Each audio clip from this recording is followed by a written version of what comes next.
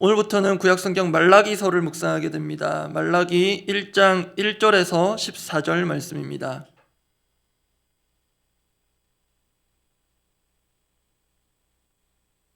말라기 1장 1절부터 14절입니다. 제가 가진 성경으로는 1327페이지쯤에 있습니다.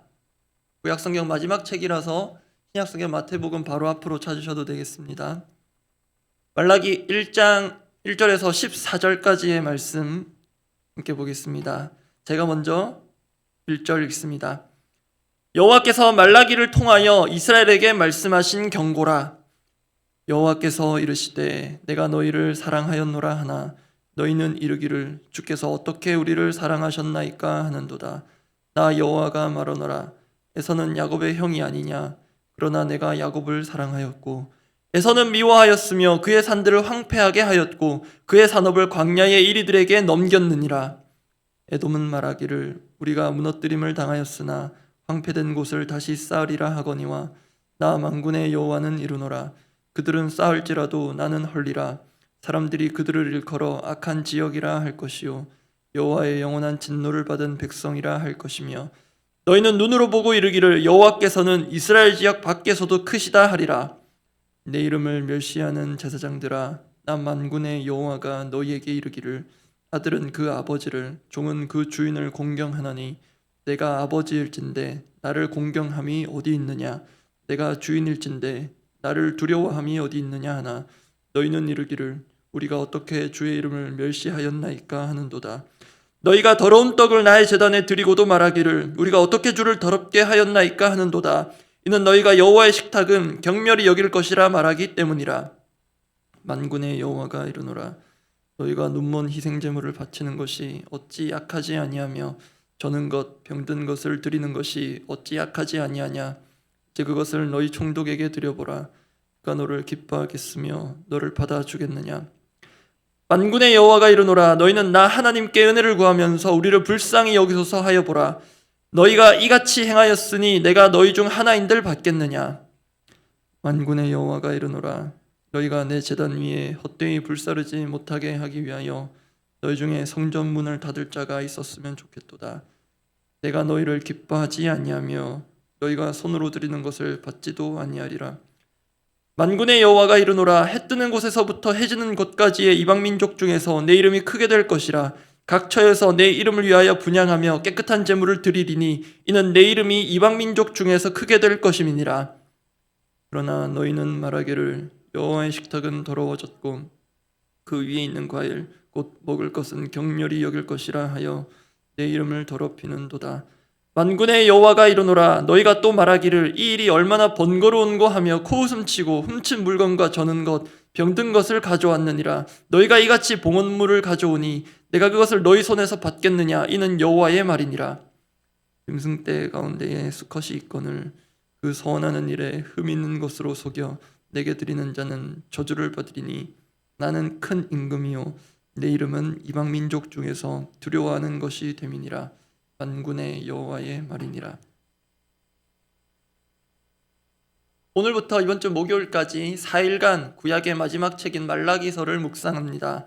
그리고 남은 올해 마지막까지는 시편 말씀을 묵상하게 됩니다. 일단 오늘은 말라기 묵상 첫날이기도 하고 어떤 분들께는 말라기 묵상 자체가 생애 처음일 수도 있겠습니다. 그래서 말라기에 대한 개관을 간단히 먼저 나눕니다. 말라기는 구약성경 39권 중 마지막 39번째 책이자 구약성경의 분류상 소선지서 12권 중 마지막 12번째 책입니다. 선지서는 보통 시작하는 구절들에 선지자에 대해서 그리고 그 시대적인 배경 등을 알 수 있는 중요한 내용들이 들어있습니다. 그런데 말라기서는 그렇지가 않습니다. 말라기 1장 1절입니다. 제가 읽어드립니다. 여호와께서 말라기를 통하여 이스라엘에게 말씀하신 경고라. 말라기 1장 1절을 통해서는 말라기서에 대해 알 수 있는 내용이 거의 없습니다. 히브리어에 대한 지식이 만약에 있다면 말라기라는 이름의 뜻 정도는 알 수 있습니다. 말라기는 히브리어를 소리나는 대로 음력한 것인데요. 정확히 말하면 말라키가 됩니다. 왕 또는 사자라는 뜻의 멜렉 들어보셨을 것입니다. 아비멜렉 이렇게 멜렉이 구약성경에 등장했습니다. 그 멜렉의 나의라는 뜻, 영어로 치면 my, 라는 소유격 형태의 전미사가 붙어서 그 이름의 뜻이 나의 사자로 한글 성경에 주도 달려 있는데요. 그렇게 됩니다. 그러면 말라기 선지자 이름의 뜻 외에는 이 선지서를 이해하는 데 필요한 역사적인 배경은 전혀 알 수 없는가? 또 그렇지는 않습니다. 말라기서를 살펴보면 그 내용 중에 당시 시대적 배경, 말라기 선지자가 활동한 그 시대적 상황을 추측할 수 있게 하는 것들이 있습니다. 우선 말라기는 시대적으로 바벨론 포로 이후, 즉 이스라엘 본토로 귀환한 그 이스라엘 백성들을 향한 메시지입니다. 이를 단적으로 보여주는 용어가 8절에 있는데요. 말라기 1장 8절 제가 읽어드립니다. 만군의 여호와가 이르노라 너희가 눈먼 희생제물을 바치는 것이 어찌 악하지 아니하며 저는 것 병든 것을 드리는 것이 어찌 악하지 아니하냐 이제 그것을 너희 총독에게 드려보라. 여기까지 읽겠습니다. 여기서 총독으로 번역된 단어가 바벨론을 멸망시킨 페르시아에서 사용된 용어이자 개념입니다. 이 단어가 같은 포로기 이후 시대의 선지서인 학개서 그리고 느헤미야에도 등장합니다. 그래서 시대적으로 말라기는 포로기 이후 연도로 추정하자면 대략 BC 5세기경으로 봅니다. 그리고 이러한 단순한 용어 정도의 연결성뿐만 아니라 말라기서를 보면 당시 시대상을 짐작해야 하는 이슈들이 있습니다. 대표적인 이슈가 세 가지 정도 들 수 있는데요. 이방 여인과의 통혼 문제, 그리고 11조 문제, 또 사회적 불의 같은 것인데 이러한 것들은 또 동시대 선지자를 할 수 있는 에스라, 느헤미야에서도 확인됩니다. 그래서 정리하면 말라기에서 다루는 구체적인 시대는 알기는 어렵습니다만 정황상 포로기 이후로 볼 수 있겠습니다. 그렇다면 이 간단해 보이는 사실에서 중요한 점이 하나 도출됩니다. 포로기 이후 특히 이스라엘 본토로 귀환한 그들에게 필요한 것은 크게 두 가지의 재건입니다. 하나는 무너진 성전 재건, 여기에 성벽 재건도 포함시킬 수 있겠습니다. 또 하나의 재건은 무너진 공동체의 재건입니다. 요즘 우리에게 익숙한 영어 표현으로 치면 리뉴얼이자 리빌딩이 필요합니다. 앞서 말한 성전, 성벽의 재건은 이미 어느 정도 이루어졌다고 볼 수 있고 또 물리적 환경의 리빌딩이라면 공동체 재건은 말씀을 중심으로 하는 말 그대로 공동체의 리뉴얼, 또 사람의 리뉴얼입니다. 그러한 공동체의 리뉴얼의 출발은 당연히 말씀입니다. 말씀을 통하지 않은 공동체의 재건 또는 쇄신 또는 리뉴얼은 불가능합니다. 그리고 공동체의 리뉴얼의 출발이 말씀이라는 것은 다르게 말하면 하나님으로부터 공동체의 리뉴얼이 출발한다는 것과 같습니다. 그래서 제가 인도할 오늘과 내일 새벽은 이러한 공동체 리뉴얼이라는 제목하에 말씀 나누고 기도하고자 합니다. 하나님으로부터 시작되는 공동체 리뉴얼 첫 번째, 오늘 이 한 가지만 다룰 것인데요. 하나님은 당신의 백성을 사랑하신다는 우리에게 익숙한 진리입니다. 하나님으로부터 시작되는 공동체 리뉴얼, 그 첫 번째, 하나님은 당신의 백성을 사랑하신다는 진리로 말씀 나누려고 합니다. 말라기 개관에서 앞서 언급하지 않은 게 하나 있었습니다. 말라기서 내용을 구조화하면 크게 6개의 논쟁으로 구성될 수 있습니다. 각각의 논쟁들은 공통적인 형식과 패턴을 가지는데요. 먼저 하나님이 어떤 분이신가 하는 것으로 시작되고 그에 대해 백성들의 의심 섞인 의문의 반응이 이어집니다. 그리고 그러한 하나님과 당신의 백성 간의 논쟁을 하나님께서 직접 다루시고 정리하는 내용으로 이어집니다. 이제 본문을 보면 아실 것입니다. 참고로 원래는 오늘 두 번째 논쟁까지 다루려고 했는데요. 시간 관계상 또 본문의 맥락상 두 번째 논쟁은 내일 본문으로까지 이어지기 때문에 내일 다루고 오늘은 첫 번째 논쟁만 다룹니다. 그 첫 번째 논쟁의 시작이 오늘 본문 2절입니다. 말라기 1장 2절 앞부분 제가 읽어드립니다. 여호와께서 이르시되 내가 너희를 사랑하였노라 하나 너희는 이르기를 주께서 어떻게 우리를 사랑하셨나이까 하는도다. 앞서 설명드린 그 형태, 패턴 보이십니까? 먼저 하나님은 내가 너희를 사랑하였노라 하십니다. 그러면 우리 같으면 적어도 새벽을 깨우시고 하나님 앞에 나오는 분들 같으면 아멘, 감사합니다 주님 이럴 텐데요.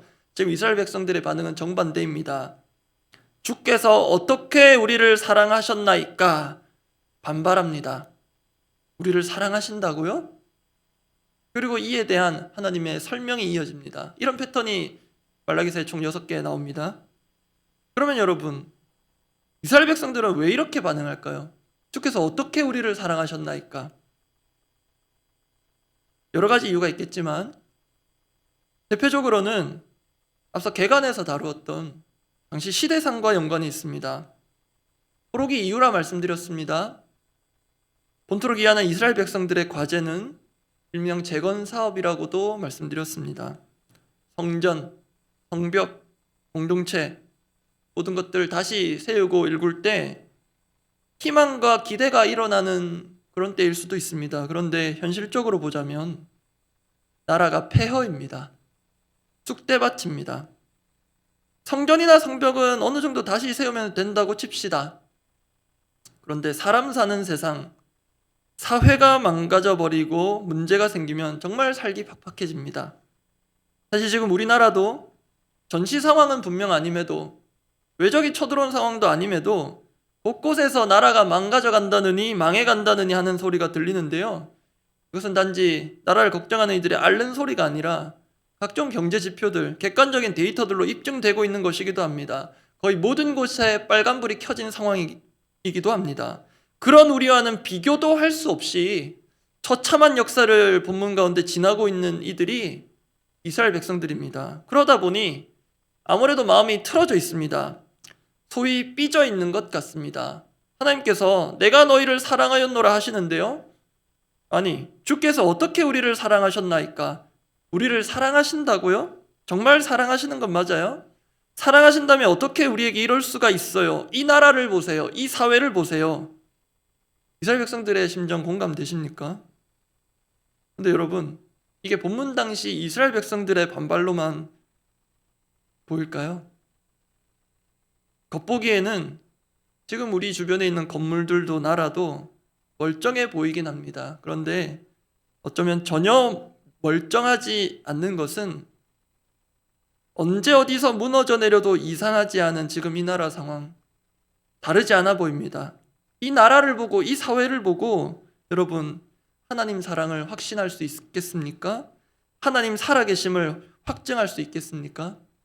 그리고 개인의 차원에서도 얼마든지 가능한 의문 섞인 질문입니다. 하나님 정말 저 사랑하시는 거 맞으세요?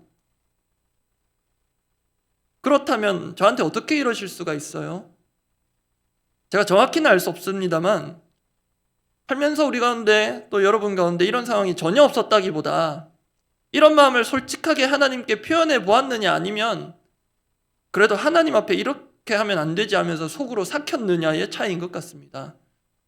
하나님 정말 나를 사랑하시는 건 맞으세요? 누구든 들 수 있는 질문으로 보입니다. 그런데 여러분, 하나님 저 정말 사랑하시는 거 맞아요? 그게 맞다면 저한테 어떻게 이러실 수 있어요? 라는 질문이 역사상 가장 선명하게 들린 자리가 있습니다. 바로 십자가입니다. 마태복음 27장 46절 제가 읽어드립니다. 제9시쯤에 예수께서 크게 소리질러 이르시되 엘리 엘리 라마 사박다니 하시니 이는 곧 나의 하나님 어찌하여 나를 버리셨나이까 하는 뜻이라. 워딩은 다르지만 하나님 저 사랑하시는 건 맞아요? 저는 이렇게 들립니다. 이 아들을 향해 하나님께서 하신 사랑의 고백이 이 복음서 앞부분에 나오는데요. 예수님 세례 받으실 때입니다. 제가 읽어드립니다. 마태복음 3장 17절. 하늘로부터 소리가 있어 말씀하시되 이는 내 사랑하는 아들이요 내 기뻐하는 자라 하시니라. 하나님께서 특별한 초자연적 방식으로 사랑의 고백을 들려주셨습니다. 예수님도 들으셨고요. 주변에 많은 사람도 들었습니다. 그래서 여러분, 오늘 말라기서 본문에 하나님께서 내가 너희를 사랑하였노라 하시는데 주께서 어떻게 우리를 사랑하셨습니까? 반응하는 것은 이스라엘 백성들만 특별히 어긋나거나 삐뚤어져서 그런 것만은 아닙니다. 누구든 언제든 어디서든 우리의 마음을 삐져나올 수 있는 불편한 진실입니다.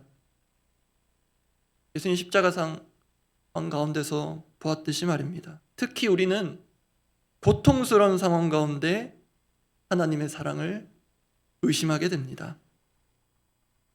그러면 이렇게 하나님 사랑에 대한 의심을 갖고 대드는 것 같은 이스라엘 백성들을 다루시고 계신 하나님의 방법을 보겠습니다. 말라기 본문에서는 하나님께서 에서와 그의 후손인 에돔 족속을 예로 드십니다. 그게 오늘 말라기 본문 1장 2절 4절인데요. 제가 이어서 읽어드리겠습니다. 여호와께서 이르시되 내가 너희를 사랑하였노라 하나 너희는 이르기를 주께서 어떻게 우리를 사랑하셨나이까 하는도다. 이제부터 하나님의 그 설명 또는 설득이 이어집니다. 나 여호와가 말하노라 에서는 야곱의 형이 아니냐 그러나 내가 야곱을 사랑하였고 4절입니다. 에돔은 말하기를 우리가 무너뜨림을 당하였으나 황폐된 곳을 다시 쌓으리라 하거니와 나 만군의 여호와는 이르노라 그들은 쌓을지라도 나는 헐리라. 사람들이 그들을 일컬어 악한 지역이라 할 것이요 여호와 영원한 진노를 받은 백성이라 할 것이며. 이게 어떻게 이스라엘 백성들을 향한 하나님의 설명이자 설득이 되는가? 좀 설명이 필요한데요. 여기에서 일단 확인되는 사실 크게 두 가지의 표시를 해두었습니다. 하나는 하나님은 형 에서가 아닌 동생 야곱을 사랑하셨다는 것입니다. 이 야곱은 이스라엘 백성을 가리키는 표현입니다. 그리고 또 하나 에돔 족속의 재건 사업을 하나님께서 막으신다. 그럼 이 두 가지 사실이 하나님 사랑을 의심하는 이스라엘 백성들에게 어떻게 답이 되는가? 일단 두 번째 것 먼저 살펴보면요. 하나님께서 에돔 족속의 재건 사업을 막으신다는 것은 지금 이스라엘 백성들의 재건은 반대로 하나님께서 허락하시고 선하게 이끌고 계심을 보여주는 그 반대 사례로서 말씀하시는 것입니다. 역사적으로 이스라엘의 재건은 페르시아에서 본국으로 이제 너희는 돌아가 성전을 재건하고 필요한 일정 물적 자원을 원하는 대로 공급해 주겠다는 실제 역사상 BC 539년 바사왕 페르시아 왕 고레스 칙령으로부터 시작됩니다. 그게 역대하의 마지막이자 이어지는 에스라서의 시작이 되는 구절에 있는데요. 제가 읽어드립니다. 역대하 36장 22절 23절입니다. 바사의 고레스 왕 원년에 여호와께서 예레미야의 입으로 하신 말씀을 이루시려고 여호와께서 바사의 고레스 왕의 마음을 감동시키심에 그가 온 나라에 공포도 하고 조서도 내려 이르되 바사 왕 고레스가 이같이 말하노니 이방 왕의 말입니다. 기가 막힌 신앙 고백입니다. 하늘의 신 여호와께서 세상 만국을 내게 주셨고 나에게 명령하여 유다 예루살렘에 성전을 건축하라 하셨으니 너희 중에 그의 백성 된 자는 다 올라갈지어다. 너희 하나님 여호와께서 함께 하시기를 원하노라 하였더라. 하나님께로부터 시작된 재건 프로젝트 보이십니까? 그래서 정말 압축해서 말하자면 지금 말라기서에서 이스라엘 백성들이 포로지에서 본국으로 돌아와 하나님께 대들듯이라도 말하며 서 있을 수 있는 이유는 하나님께서 이스라엘 회복의 프로젝트를 역사 가운데 친히 계획하시고 실행하고 계시기 때문입니다. 이 재건 사업의 프로젝트는 이스라엘 백성들이 우리가 이제 다시 한번 나라를 세워보자 모여서 바사왕 찾아가서 구한 게 아닙니다. 그렇기 때문에 오늘의 혼란과 어려움이 있을지라도 무너진 폐허 위에 서 있을지라도 그것은 하나님의 사랑을 부정하는 것이 아니라 하나님의 사랑을 증명하는 것입니다. 왜냐하면 하나님께서 당신의 백성들을 아주 망하게 하실 수도 있었음에도 심판 중에 보존하셨기 때문입니다. 그 누구도 나라를 회복할 계획도 생각도 엄두도 못 냈을 때 하나님께서 말도 안 되는 방식으로 세상을 제패한 한 나라의 왕을 당신의 백성인 것처럼 사용하셔서 그 회복을 시작하셨기 때문입니다. 하나님은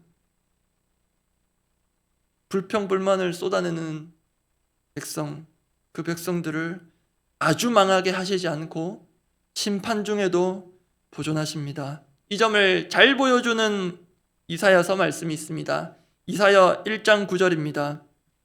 제가 읽어드립니다. 만군의 여호와께서 우리를 위하여 생존자를 조금 남겨두지 아니하셨다면 우리가 소돔 같고 고모라 같았으리로다. 근데 이어지는 구절 보십시오. 이사야는 이스라엘 백성들을 향해 이렇게 부릅니다. 너희 소돔의 관원들아, 그리고 너희 고모라의 백성아. 실제로 소돔과 고모라 같은 백성들입니다. 그러면 심판이 당연합니다. 소돔과 고모라 어떻게 심판당했는지 아시지 않습니까? 그럼에도 살려두시고 남겨두신답니다. 그 출발은 하나님의 백성 사랑입니다. 여러분, 이스라엘 백성들의 하나님 사랑에 대한 의심은 우리의 현실과 있다 있습니다. 이미 앞에서 언급드렸습니다.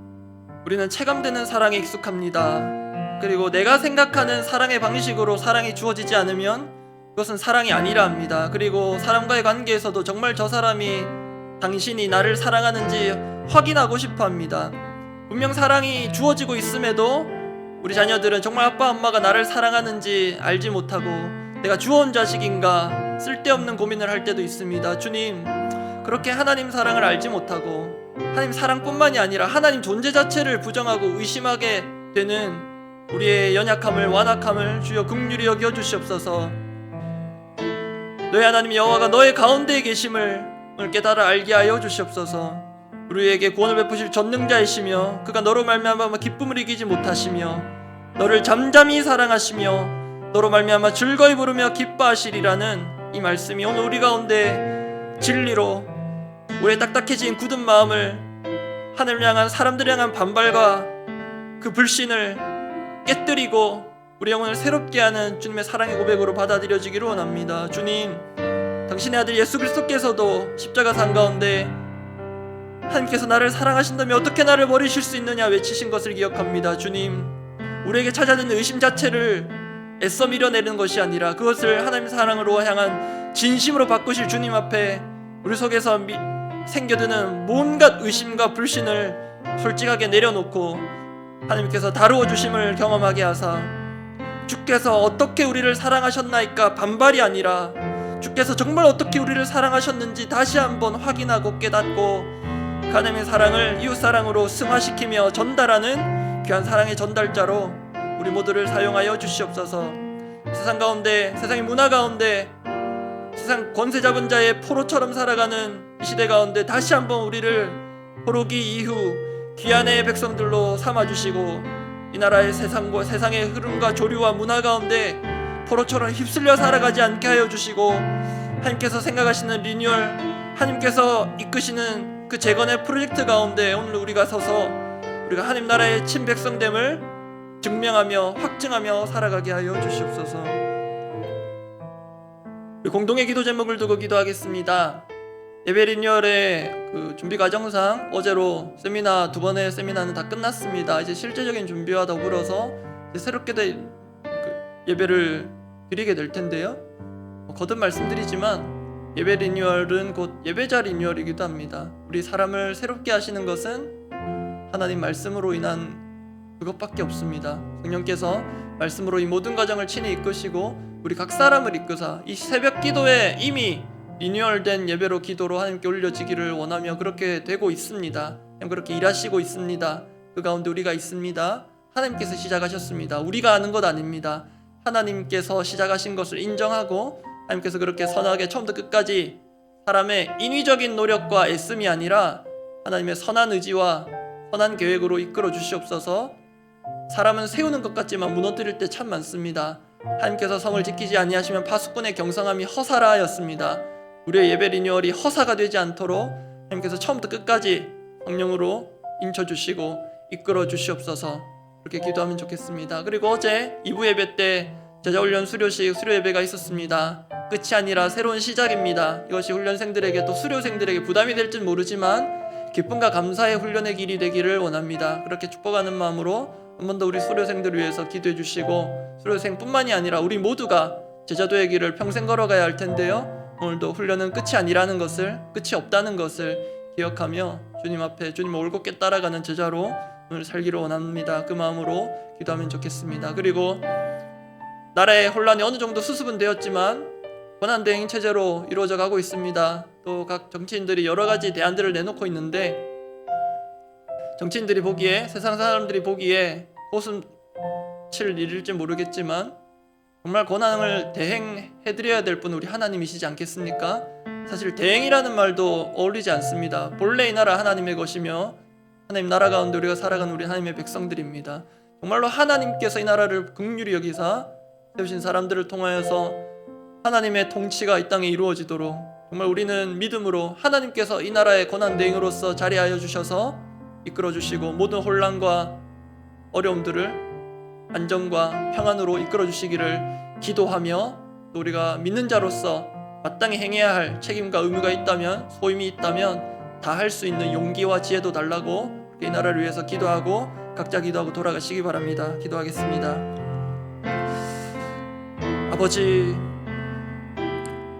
아버지, 우리는 새롭게 한답시고 이것저것 바꾸고 노력하고 있지만 우리 하나님 보실 때 그만하라 하실 수도 있음을 깨닫기를 원합니다. 주님, 정말로 성령께서 말씀으로 이 모든 리뉴얼의 과정을 친히 이끌어 주시기를 원합니다.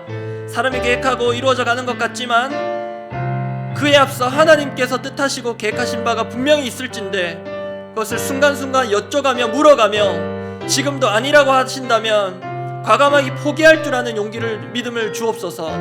하나님께서 모든 역사를 친히 주관하시며 재건의 프로젝트를 이루어가고 계실진데 주여, 이 예배 역시 하나님께서 제정하셨고 당신의 백성들 가운데 허락하셨는데 주여, 우리가 인위적으로 바꾸는 것이 하나님 마음에 뜻하지 않다면 하나님 과감히 포기할 수 알게 하여 주십시고 예배 형식과 순서 그것들 넘어서서 우리 예배자 한 사람 한 사람이 새롭게 되는 시간들 되게 하사 그때가 아니라 바로 지금 오늘 이곳에서 삶의 매 순간마다 예배자로 새로워지는 은혜가 있게 하여 주시옵소서. 아버지, 우리 귀한 제자훈련 수료생들 28분을 축하하며 축복하는 시간을 가졌습니다. 주님, 1년간의 훈련을 잘 마치게 하신 주님 감사하며 이것이 끝이 아니라 또 다른 시작의 그 스타트선이었음을 알게 하사 하나님, 의무가 아니라 감사와 사랑으로 주님께서 이끌어주시는 그 길, 정말로 제자로 들 수 없는 자격 없는 자를 제자로 불러주신 그 사랑과 은혜에 다시 한번 감격함으로 오늘 하루를 새로운 제자훈련의 시작으로 여기고 의무가 아니라 억지스럽게가 아니라 자원함으로 기쁨으로 감사함으로 은혜로 새로운 훈련을 시작할 수 있도록 또 수료생뿐만이 아니라 우리 모두가 끝까지 자기 부인과 십자가의 길, 제자도의 길을 오늘 하루 한 걸음 내딛고 걸어갈 수 있게 하여 주시옵소서. 주님, 이 나라 최악의 혼란은 수습되었지만 아직도 위기는 계속되고 있는데 주님, 이 모든 상황 가운데 정말 하나님께서 최고 통치자로 자리해 주시고 사람들이 인정하지 않는다 할지라도 적어도 이 새벽을 깨우며 기도하는 이들만큼은 하나님이 이 땅의 권한 대행이시며 본래 권한의 주인이셨음을 알고 하나님께서 이 땅을 어떻게 수습하시며 다스리시며 제자리를 찾아가게 하시는지, 재건되게 하시고 회복되게 하시는지 그 하나님의 원대한 꿈을 확인하고 하나님의 일하심을 기대하며 혹시 우리가 현실 가운데 다해야 할 책임과 소임과 의무와 권한들이 있다면 사람들 눈치 보지 않고 용기 있게 선한 양심으로 이 땅 가운데 믿는 크리스찬으로서 행해야 할 바를 행할 수 있는 그런 참된 이 땅의 백성들, 하나님 나라의 백성들 되게 하여 주시옵소서. 하나님 이 나라의 주인이심을 우리를 통하여서 세상 사람들이 알게 하여 주시옵소서.